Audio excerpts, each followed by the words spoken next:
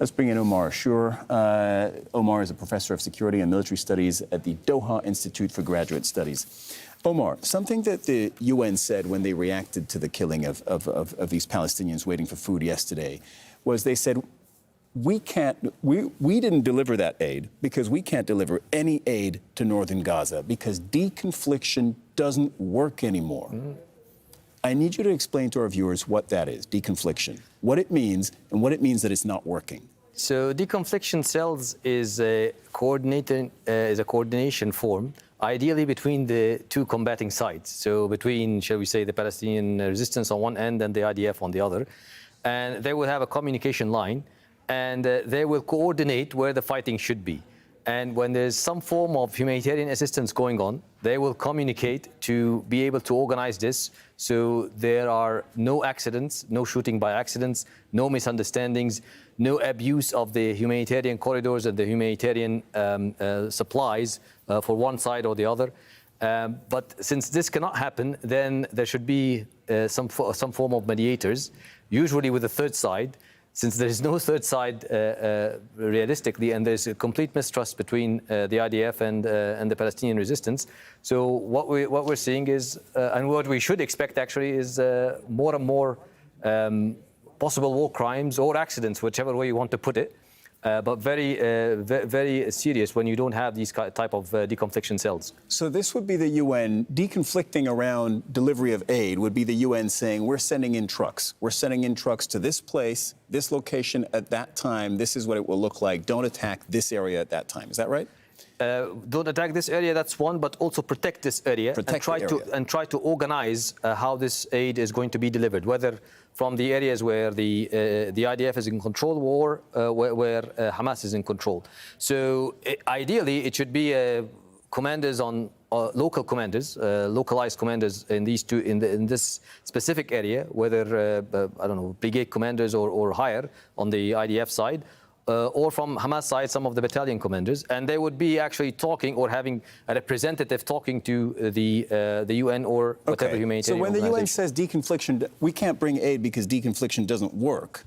In the past, their aid convoys haven't been attacked by Hamas, right? UN agencies have never said, well, Hamas has attacked our aid convoys, that's why we're not going. They've said, our aid convoys have been attacked by the Israeli military, and that's why we're not going. Yeah. So when they say deconfliction isn't working, that means they can't secure a commitment from the Israeli military to not attack aid? It looks like so. It looks like so because so far, shall we say, the areas or the apparent control in these areas is by the IDF. And therefore, they have the upper end in these areas. And therefore, they're more and more responsible. And they are also the occupation force, so they have more and more responsibilities in these areas to provide security for the humanitarian aid. But combat is chaotic. You know, you can have accidents that you don't expect.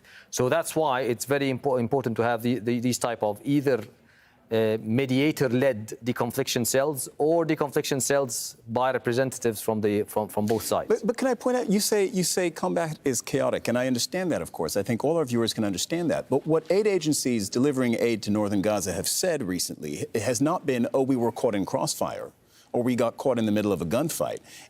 What they've said is, our convoy has been attacked. Some have said it was deliberate, others didn't go there, but they've said it was attacked by the Israeli military. It doesn't sound like they're getting caught in crossfire.